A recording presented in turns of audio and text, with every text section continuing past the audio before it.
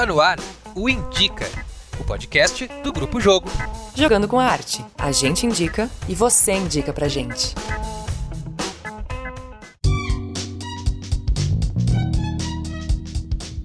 Olá, começamos mais um Indica, esse podcast do Grupo Jogo. Eu sou a Louise Pirozan, eu sou jornalista, eu sou atriz e diretora teatral. Eu sou Lucas Simas, eu sou diretor teatral, sou professor de teatro, light designer e eu gosto de jogar muito videogame também. Hoje a gente vai falar sobre um tema que é: qual o limite da arte? Essa pergunta vai nortear nossa conversa hoje com um convidado especialíssimo. Ele já foi editor da coluna Contra Capa do Zero Hora por muito tempo, é jornalista cultural, mantém um blog chamado Roger Lerina, www.rogerlerina.com.br, e é o nosso convidado de hoje, o jornalista cultural Roger Lerina. Oi, Roger. Oi, Luiz. Oi, Lucas. Tudo bem? Obrigado pelo Seja convite. muito bem-vindo. Que bom. Fiquei feliz com o convite. Estimulante estar debatendo essas ideias tão interessantes e com um projeto novo que chega com vigor e falando dessas coisas que nos mobilizam, trazendo esses assuntos bacanas na baila. E fico bem feliz de estar aqui para a gente bater esse papo. Que bom, seja muito bem-vindo, Roger. Então, contextualizando um pouco o nosso tema. Esse tema foi indicado pra gente pela nossa ouvinte Cristina Gavazzoni. E ela só para elucidar, a Cristina, ela é pós-doutora em física. Então, ela não é uma pessoa do mundo das artes, mas ela se interessa muito pelo tema. E a pergunta dela é um pouco relativa a quais são os limites das artes. Por que algumas coisas são consideradas arte e outras não? Ou manifestações culturais, ou são assumidas e abraçadas como uma manifestação artística e outras coisas não, né?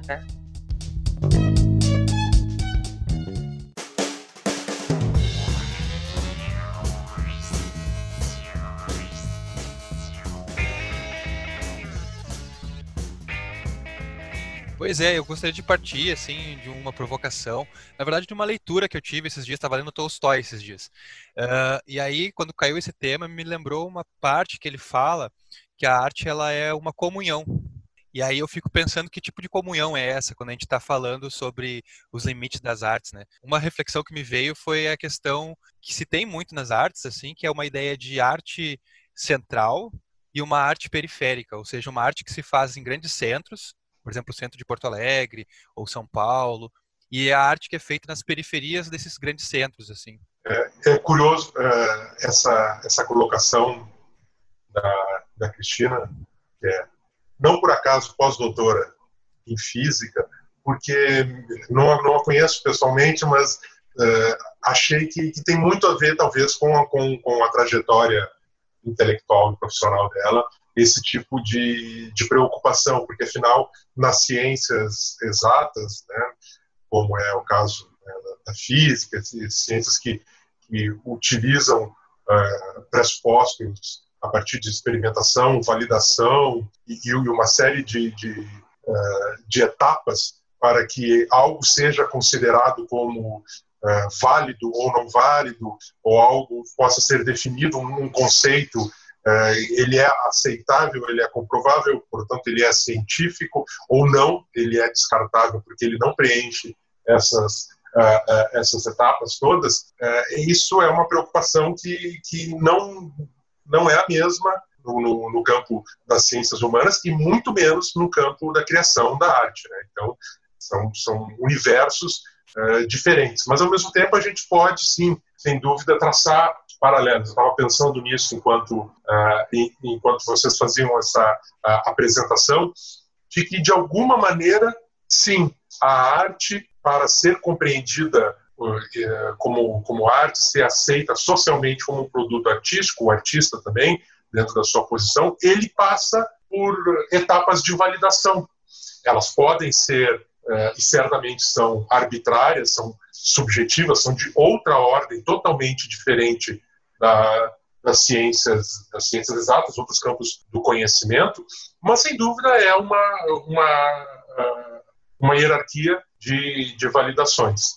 Eu acho interessante essa interpretação que o Lucas trouxe do que vem a ser a arte. É uma das dezenas de definições que se pode fazer da arte. Ele trouxe Tolstói, Curiosamente, eu estou lendo Tolstói também, estou lendo Ana Karenina, não sei se é isso que tu está lendo, mas então essa ideia de que é uma comunhão e que pressupõe que haja algum nível de consenso em torno do que vem a ser, entre as pessoas, do que vem a ser arte, ou não, que isso não é arte. Mas é um campo que desde pelo menos de meados do século, finais do século XIX,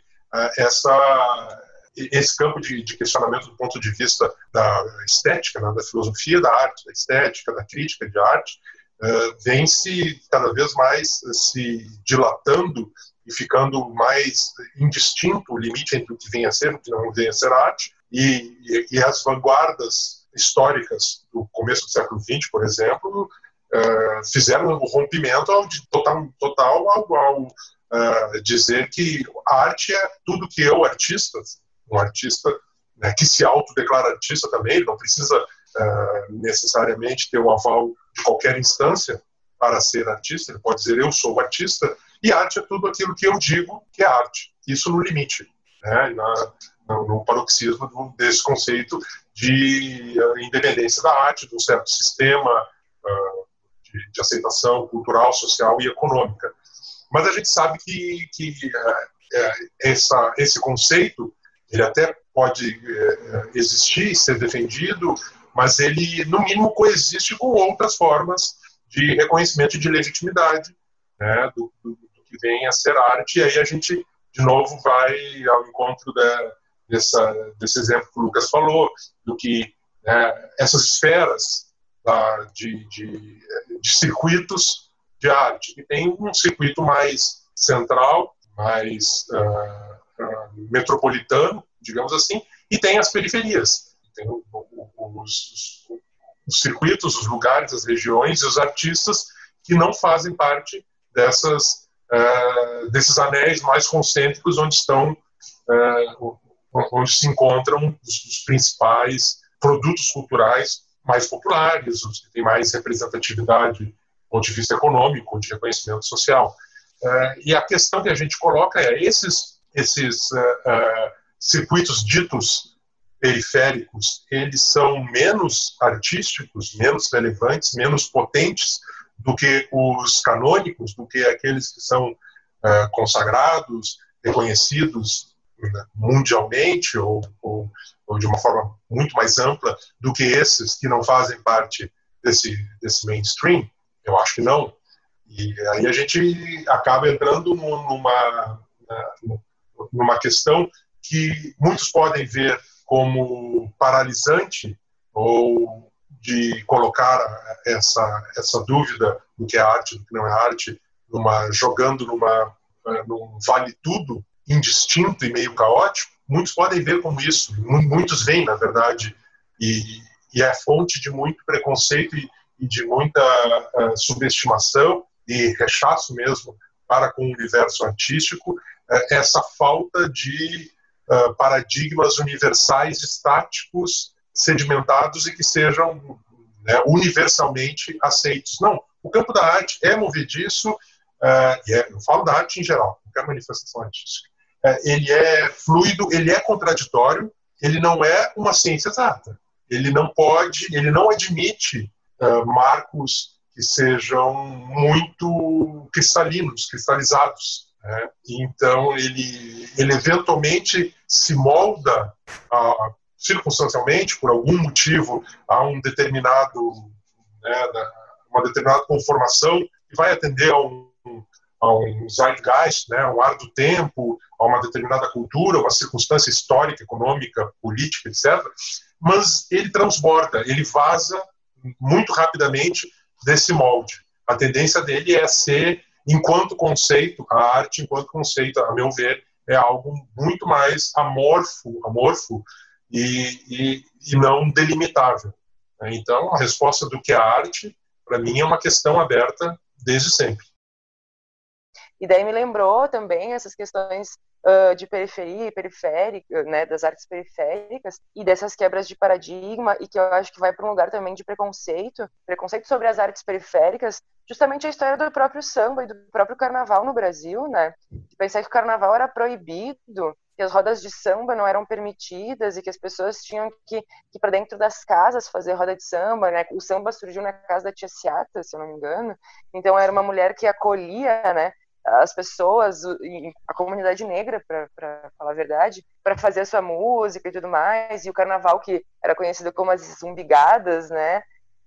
Isso era proibido. E hoje é a maior manifestação artística popular do Brasil, a maior festa do mundo, né? Então, é um processo, né? Um processo de afirmação do próprio movimento, da própria manifestação da nossa cultura. Eu não sei, mas fico me perguntando quando que né, o carnaval foi reconhecido. Ele só foi reconhecido quando as pessoas brancas da burguesia começaram a fazer o seu próprio carnaval. Se a gente for pensar nessa questão da arte central e da arte periférica, parte muito de um lugar de preconceito, de racismo e tudo mais, até se aceitar uma manifestação artística da periferia como legítima. Isso é um problema, né? Na verdade, é meio horrível, assim, né?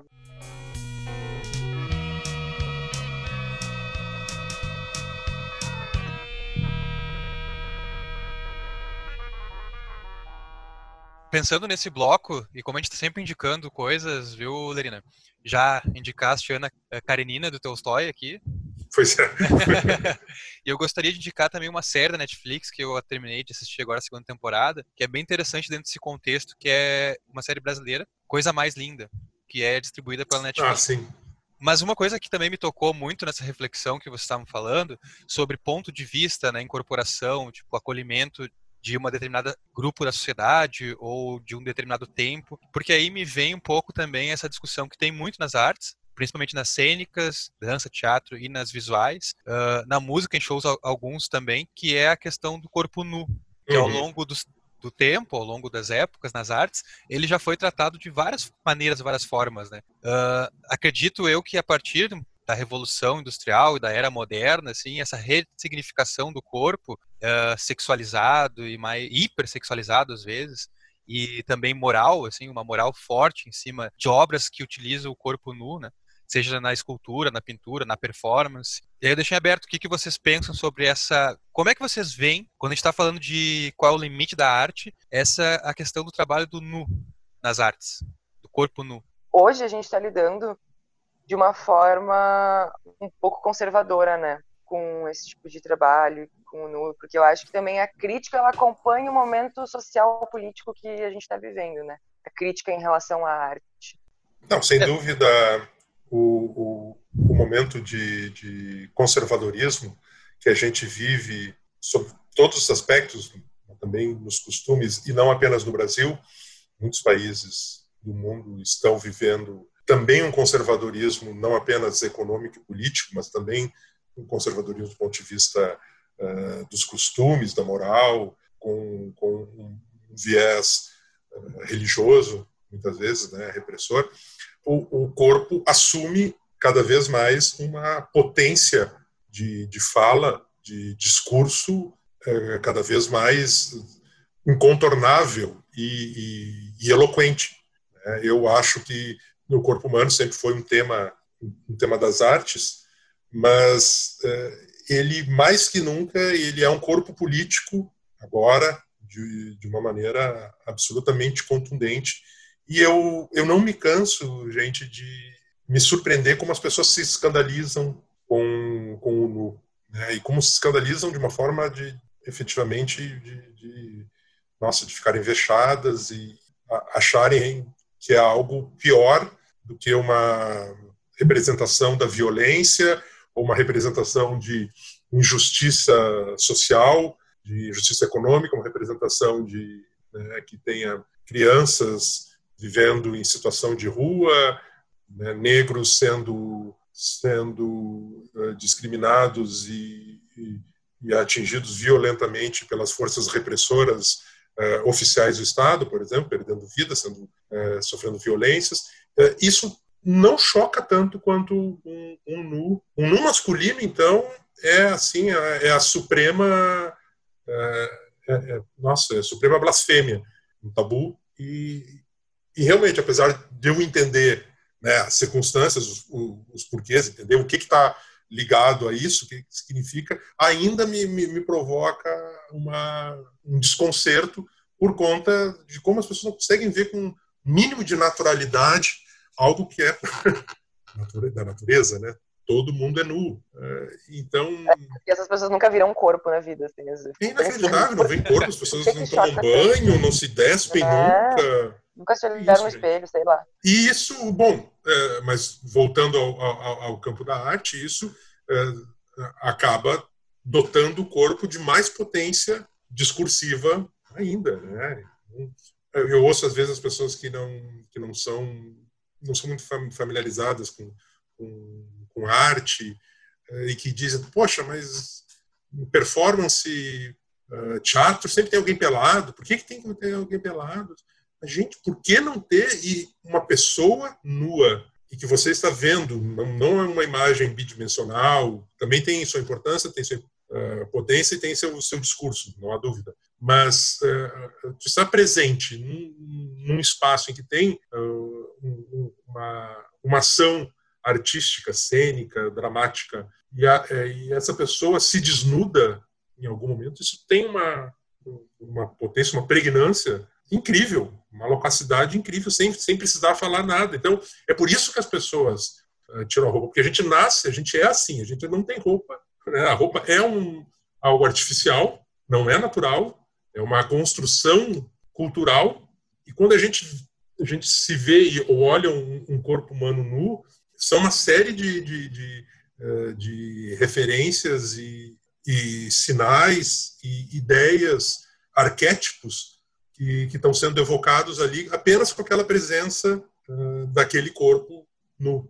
Por exemplo, Maria Abramovic, sabe? Na performance onde ela senta e as pessoas sentam na frente dela e fica lá 1 minuto simplesmente se conectando com o olhar.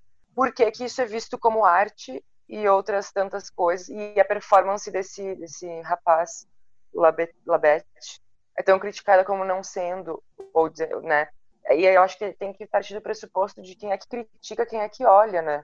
Quem é que diz, quem é que está dizendo que isso é arte, que isso não é arte, né? E também tem a questão do contexto, né? Essa performance Labette, que foi apresentada lá em São Paulo, na real ela é uma releitura de uma obra da Lygia Clark, que é a obra original da Lygia Clark, que é o Labette. É uma obra de arte com dobradiças e placas de ferro, então tu pode moldar ela como tu quiser. Assim, para quem não conhece Lygia Clark, nas artes visuais ela trabalhava muito com a interação do público com os seus objetos, com a sua obra. Então, quando esse artista faz a releitura, além de se colocar frágil dentro do espaço, como é frágil os objetos da Lygia Clark, ele se coloca moldável como o próprio objeto original. Mais uma dica aí para quem gosta de artes visuais, procura aí Lygia Clark e Marina Abramovic, que já foi citada pela Luísa. Maravilhosa, né? Não, e além disso, né, Lucas, de ser da fragilidade, aí também tem um comentário irônico a respeito da objetificação do corpo. Sim. Tu te colocando, né, inerte e à mercê de um outro para que possa mexer com você, mexer partes e tocar seu corpo, você está fazendo todo um comentário a respeito da objetificação do corpo na cultura contemporânea, né?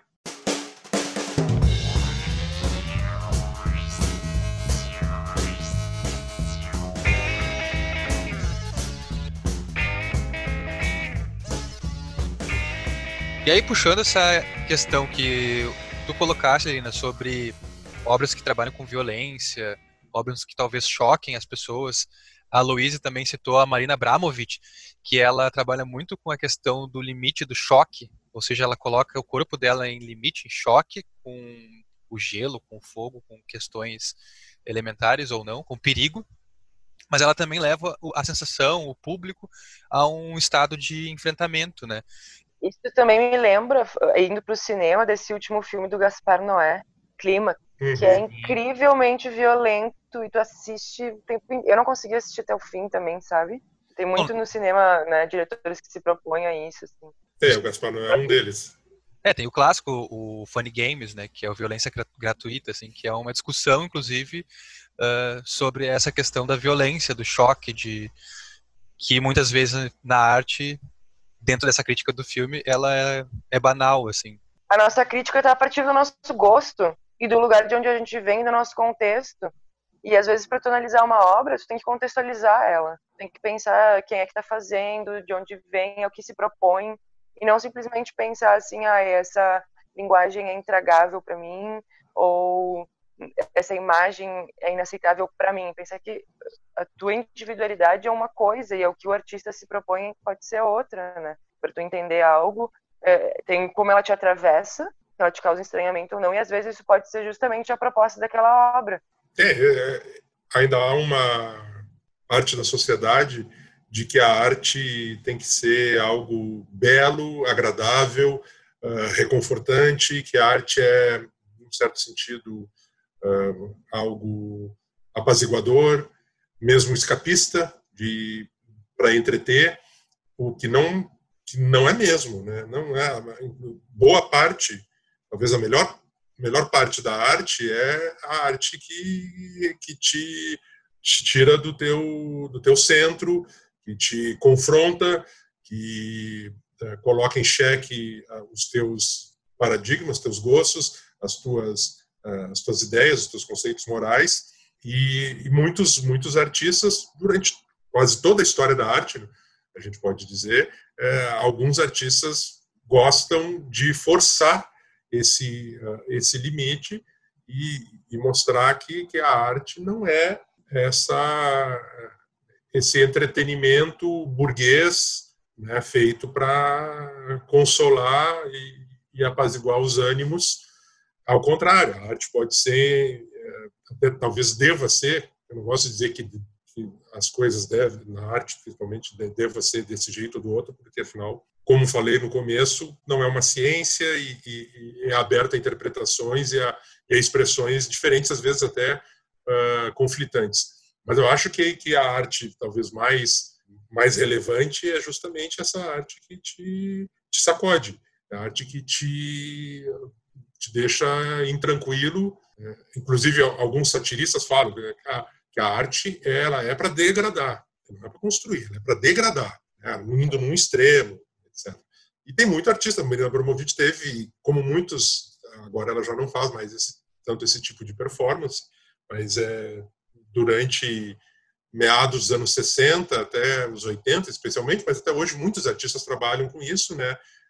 Essa questão das performances extremas, em que o corpo desse artista se submete a privações ou a violências físicas mesmo, que ele se deixa submeter ou se auto-inflige, ou, por outra, faz com que coloca os observadores, o público, também numa situação instável e, em alguns casos, até com um componente de violência com esse público, né? Então, é uma forma de buscar uma vitalidade na arte que tem muito a ver com uma energia rebelde, física mesmo, e que vai de encontro à norma, ao que é estabelecido. E isso é arte, não deixa de ser arte. É claro, nós teremos os limites, vários que não serão aceitos por todos, talvez, né, o limite para mim não seja o mesmo para ti, Luiz, como estava falando agora em outra situação, que não é a respeito do background nosso, né, e que também não vai ser o do Lucas. Né? O Lucas pode achar que é exagero, é abusivo um artista que joga, né, um prato com um bolo na cara do público. A Luiz pode achar que não, dependendo da circunstância, e eu ficar na dúvida se é ou não. E talvez seja arte para nós três, de qualquer maneira, ou não. Que nesse episódio a gente gostaria que começasse contigo, que tu indicasse aí 3 obras de arte que tu acha interessante nesse momento indicar. Pode ser de artes cênicas, pode ser de música, artes visuais, circo. É total aberto. É aberto. Bem, eu tenho uma indicação para dizer agora que eu acho muito interessante, assim, nos tempos que a gente vive a respeito de, por um lado, isolamento social que nós estamos passando, e por outro, um questionamento a respeito da importância e de como nós lidamos com segurança pública, por exemplo. Eu vou dar uma dica que é o seguinte, está entrando no ar agora um canal no YouTube chamado Falange TV, e que é uma produção, é uma iniciativa, né, da mesma forma que o Indica, que vocês estão fazendo aqui, que toma partido né, aproveita-se essa nova forma aí que a gente está usando de lives e a internet mais presente ainda nas nossas vidas, nos aproximando, em certo sentido. É um canal no YouTube que está sendo criado pelo jornalista Renato Dornelles e pela diretora de cinema, produtora Tatiana Sager. Eles são diretores de um documentário chamado Central, que é sobre o Presídio Central, um documentário precioso sobre o Presídio Central aqui de Porto Alegre, que é um dos maiores penitenciários do Brasil, com todos os problemas e questionamentos a respeito de segurança pública, mas também de estrutura da nossa sociedade, racismo, isso é muito forte, se a gente vê quem é a população carcerária majoritariamente, esmagadoramente negra, e questões que são muito graves e urgentes no Brasil estão nesse documentário. Então vocês entrem no YouTube e digitem lá Falange TV e vai ter esse canal que, além do filme, tem outros vão ter outros lives e conteúdos ligados a essa questão especialmente assim da segurança pública. E esse filme Central eu recomendo muito aí que vocês vejam, quem não viu ainda. Bacana. Eu queria recomendar um disco também, que daí é outra parada, que é também uma novidade, um disco novíssimo que saiu aí, uma galera daqui de Porto Alegre, uns guris ótimos, que é um conjunto chamado OBSP, que é um acrônimo, né, com as iniciais dos integrantes, que é o Hortácio, o Borghetti, o Salazar e o Poti. João Hortácio, Pedro Borghetti, João Salazar e o Poti. São representantes da nova música aqui no Rio Grande do Sul. Tem uma galera de cantautores, compositoras, muito legal, assim, que, sei lá, uns 5 anos para cá, digamos assim, emergiu com força e que tem umas características em comum, assim, que é uma vontade de colaborar. É um pessoal que tem seus trabalhos solos, mas que se juntam, né, e fazem grupos, montam grupos em que os trabalhos deles e delas se consonam uns com os outros para ganhar em potência. Tem um grupo, por exemplo, como as Tubas, só de cantoras, compositoras, instrumentistas, só mulheres, que é incrível. Tem Clarissa Ferreira, tem Thaís Prado, um monte de meninas legais. A Fernanda Copati participa também. E esses guris lançaram um disco, o primeiro disco solo deles, tem músicas de cada um, composições juntos, parceria, e eles são jovens de 20 e tantos, 30 e poucos anos, que mostram essa renovação muito bacana da música popular aqui no Rio Grande do Sul. E eu queria indicar o Circo Híbrido, que é um coletivo de artistas circenses. Eles têm uma loja de artigos circenses, eles fazem espetáculos de circo e danças aéreas, eles têm uma escola de danças aéreas e de circo.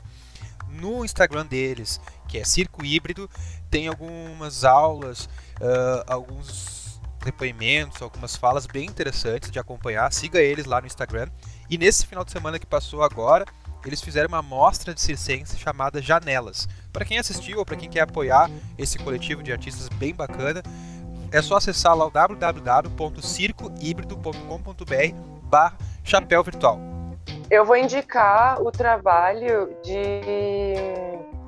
da Patuá Conteúdo Criativo, que é uma produtora aqui de Porto Alegre, a Camila Siqueira, também é jornalista, e ela se uniu com o Estúdio Gaia, que é um estúdio de música aqui de Porto Alegre também, e eles estão fazendo uma série de lives, acho que é Live na Laje, se não me engano, a série, que são só músicos locais. Daí eles se encontram lá no estúdio para fazer uma live musical. A última, se não me engano, foi com o Tonho Croco, mas eles estão chamando vários músicos de Porto Alegre, né, que estão aí na roda. E, assim, nesse sentido de trabalhar em rede, de trabalhar em colaboração, acho que eles também estão se propondo a isso, né? Que é juntar duas iniciativas, pequenos negócios, inclusive, né? O estúdio e a produtora, e movimentar a partir de vários artistas que estão na cena, estão atuantes na cena. Então, quem quiser curtir, é só seguir eles no Instagram, a Patuá Conteúdo Criativo, no Instagram ou no Facebook, que eles estão sempre divulgando quando vai ser a próxima live e quem vai estar participando. Ótimo, ótima dica. E realmente essa pegada do trabalhar em rede, colaborativamente, é cada vez... Já era antes, já estava sendo forte nos últimos... Exato. Sempre foi na arte, mas nos últimos anos eu tenho notado que estava muito forte, especialmente entre os artistas mais jovens, e agora com essa questão da pandemia isso se tornou praticamente indispensável quase para trabalhares, né? Então eu acho sensacional, acho ótimo. Boa dica. Né? Boa.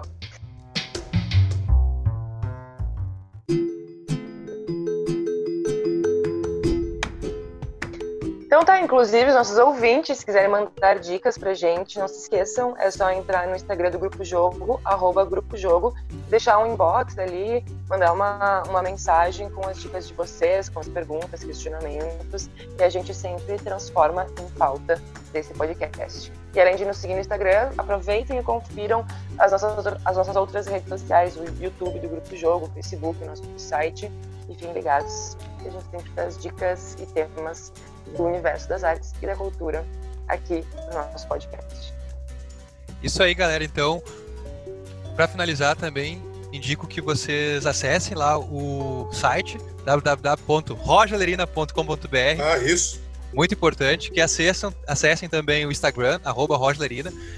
É isso, obrigada, Roger. Obrigada por estar participando com a gente. Olha, eu queria agradecer muito, Luiz e Lucas. Muito bacana esse convite, esse papo. Só seria melhor se a gente estivesse num bar, bebendo, conversando. Tomando uma cerveja. Tomando uma cerveja, porque é um papo de bar, assim, né, esse do que é arte, limite, e que é uma conversa que vai noite adentro. Mas foi uma delícia, foi muito legal. Agradeço e parabéns pelo trabalho de vocês. Eu estava vendo o Fauno, por falar em Instagram, e a apresentação do Fauno, que é essa coreografia, que é essa releitura do Après-midi d'Anfona. Muito bacana, muito legal. Estava cheio de gente vendo. Um trabalho profissional, assim, adaptado, feito mesmo. A gente vê que foi feito para essa mídia, né? Para ver aqui no celular. Então foi muito bacana. Parabéns para vocês. Massa, obrigado. Valeu, obrigado. E acompanha a gente lá no @Grupo Jogo, YouTube e Instagram. Falou, gente!